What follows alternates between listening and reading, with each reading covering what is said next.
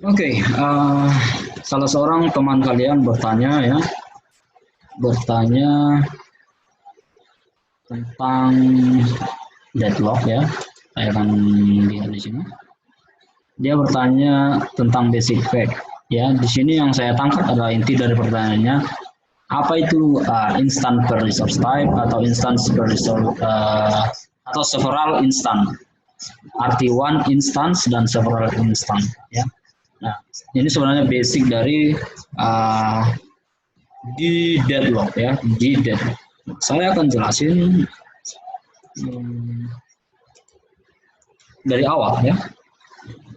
Nah, deadlock itu adalah di mana sebuah situasi ya, atau sebuah keadaan menunggu resources, atau resources ini sering kita kenal dengan kayak CPU atau main memory atau input dan output device ya,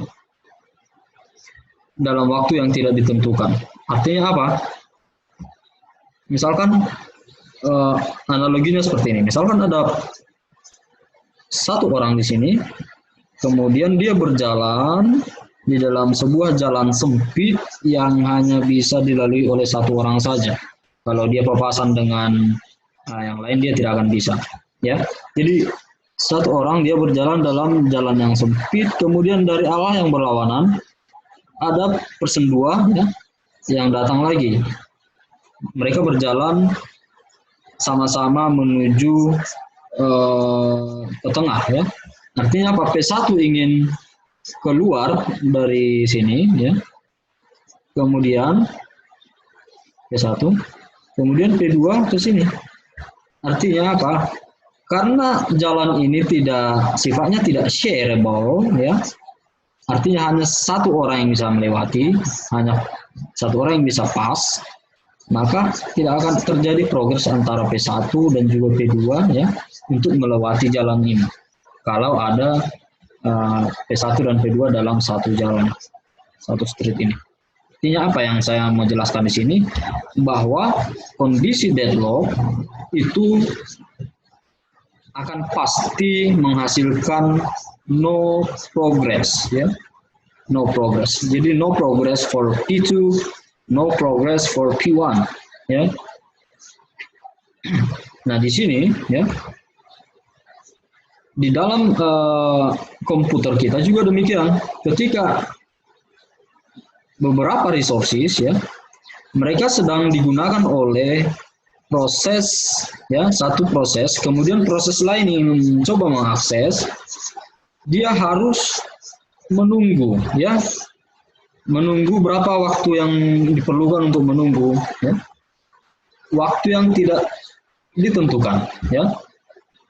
Sehingga karena waktu yang tidak ditentukan, maka dia akan menunggu proses tersebut selesai dieksekusi di waiting state ya, tetapi hasilnya adalah no progress ya, no progress.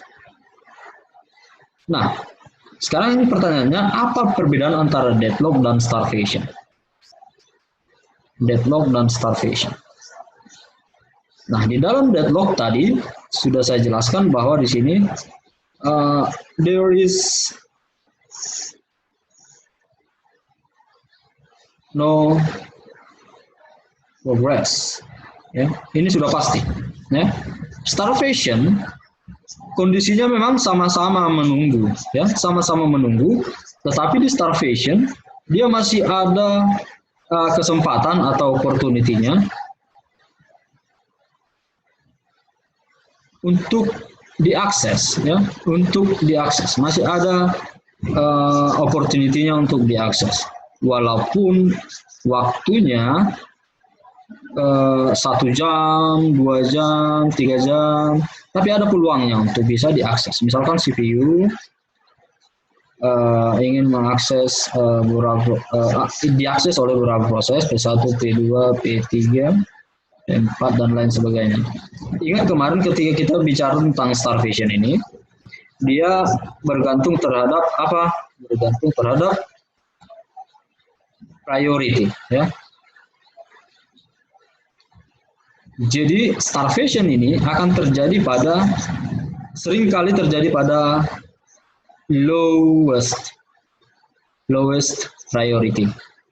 Misalkan ini P1 karena dia lebih high priority, ya, maka dia akan dieksekusi di awal. Kemudian setelah itu lebih high lagi P2, kemudian P3, ya.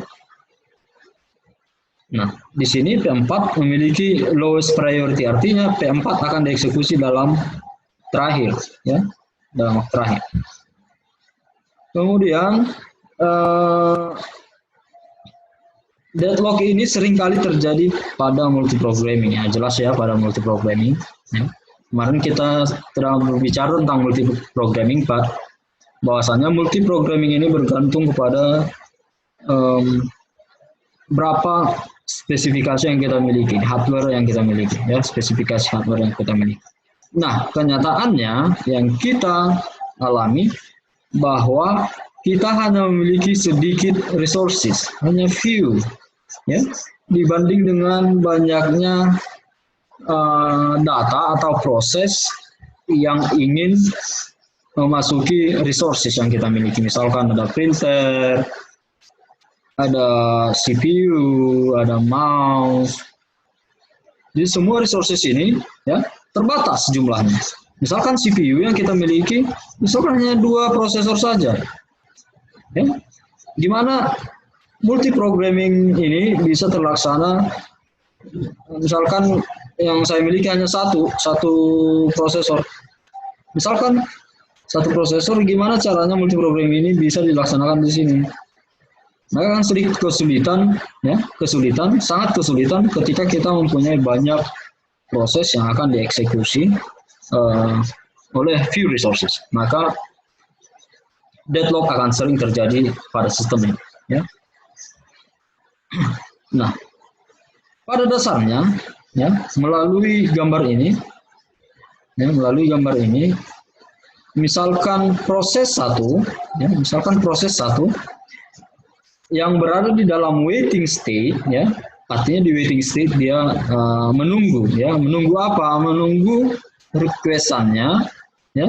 Misalkan dia merequest resource 1, P1 merequest resource 1, ya, di dalam waiting state, ya. Ternyata resource ini di hold oleh P2, proses 2, ya, sedang dipakai oleh P2. Artinya P2 tidak akan melepaskan resource 1 untuk diberikan ke P1. Tidak ada sistem yang seperti itu, ya. Ketika salah satu proses sudah berada atau bekerja pada satu resources, tidak akan mungkin memberikan resources tersebut ke proses yang lain.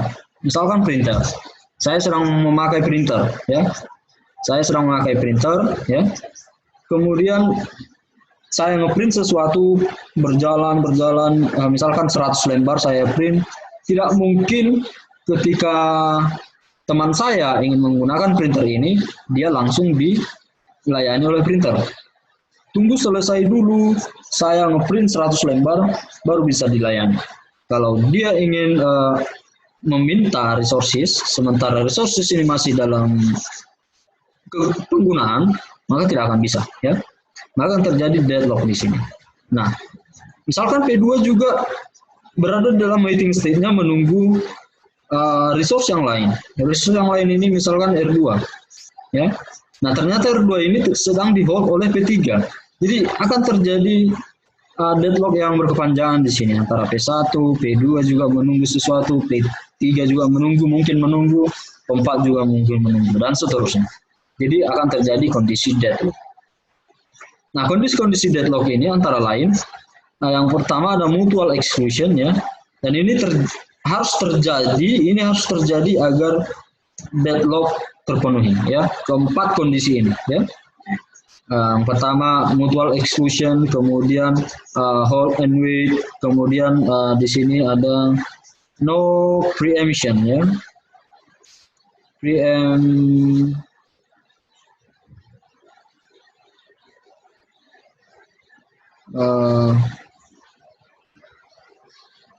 No preemption ini nanti akan saya jelaskan. Nah, mutual, kemudian di sini ada circular. Oke.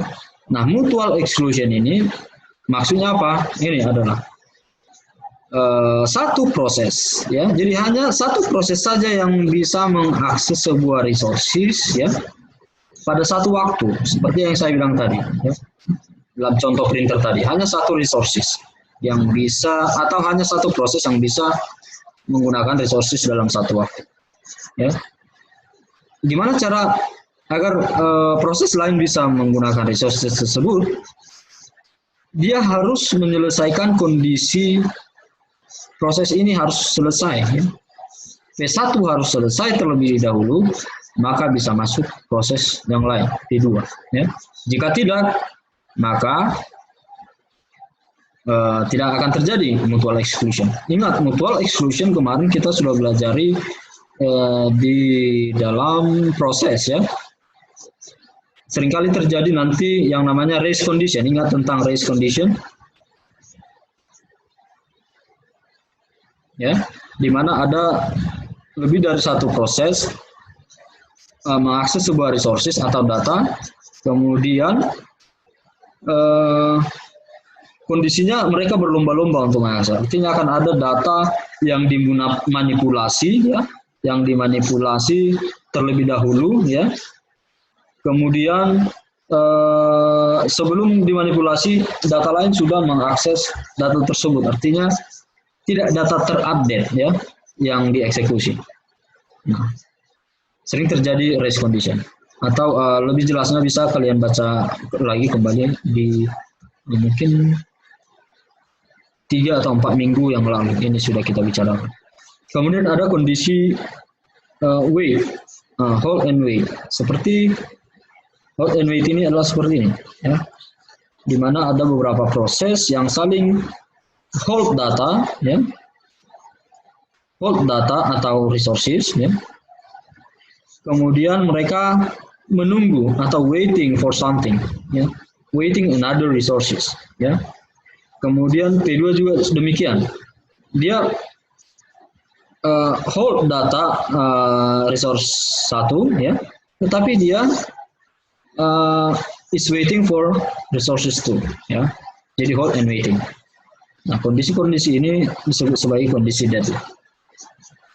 Kemudian ada di sini yang ketiga ada no preemption. No preemption kemarin kita sudah bahas, ya, sudah bahas tentang no preemption. No preemption ini kerap kali terjadi ketika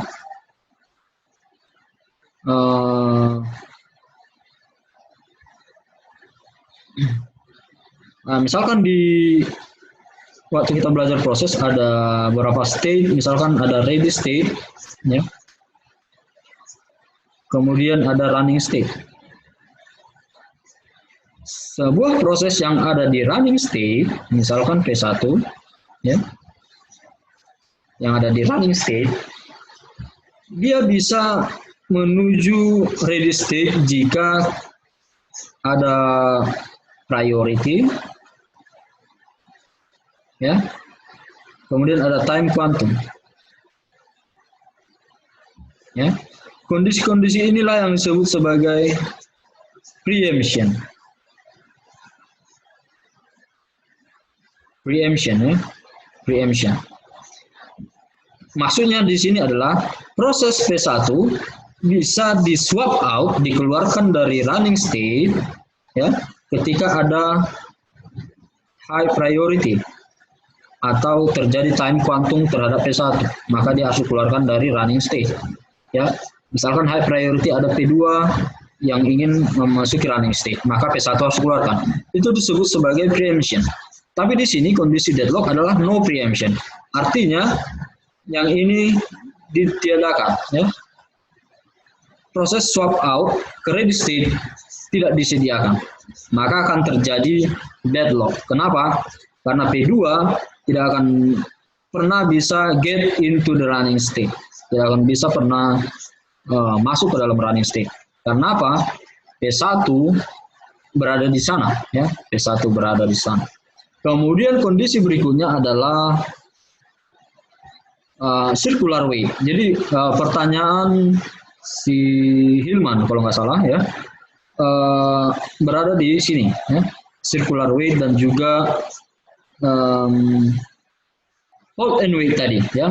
Yang ini untuk single, ya. Yang ini untuk several. Oke, misalkan di sini untuk several circular weight, ya, sistemnya seperti ini.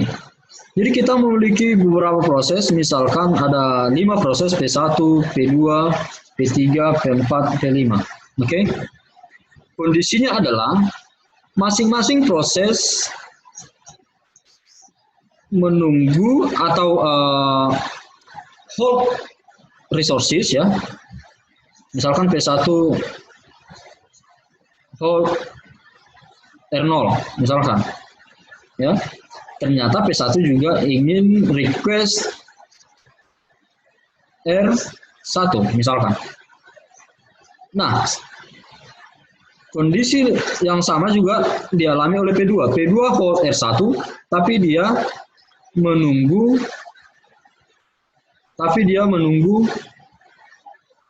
R2 misalkan, ya. P3 juga demikian. Dia hold R2 tapi dia menunggu R4 di sini, ya, atau R3, ya. Misalkan P4 juga demikian. P4 hold R3, P5 menunggu misalkan P4, ya, menunggu R4 misalkan yang di hold oleh P5. Nah, P5 juga demikian. P5 hold R4, dia menunggu R5, ya,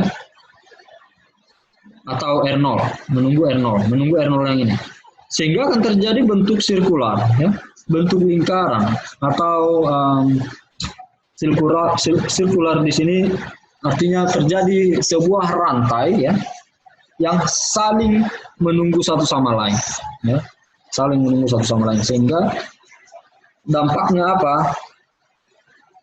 Adalah no progress occurs, ya. Tidak ada progres yang bisa terjadi yang dilakukan oleh P1, P2, P3, P4 atau P5. No progress, ya. Itu disebut sebagai kondisi deadlock. Oke. Sampai di sini penjelasan saya, mudah-mudahan dipahami dan dimengerti. Terima kasih.